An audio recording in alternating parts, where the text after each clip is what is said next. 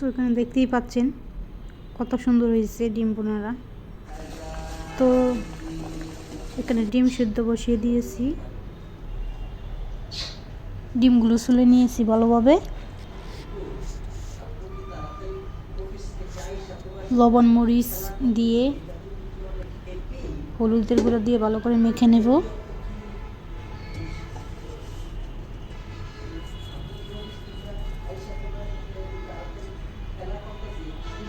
তো এখানে কড়াইয়ের মধ্যে তেলের মধ্যে দিয়ে দিলাম, ভালো করে নেড়ে ছেড়ে ভেজে নিচ্ছি।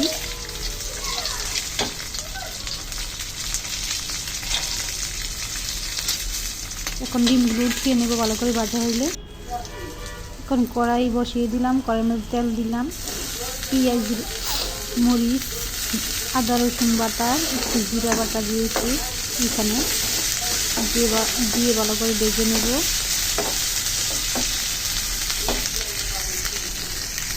একটু পানি দিয়ে দিব, গরম পানি,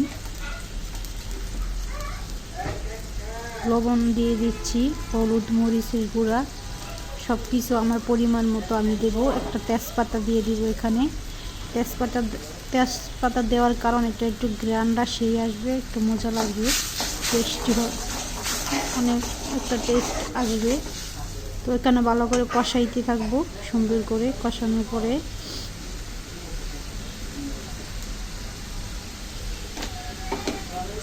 ভালো করে কষিয়ে নেব, ডেকে দেবো, ডেকে দিয়েই তো মশলাটা কষানো শেষ। এখন ডিম দিয়ে দেবো,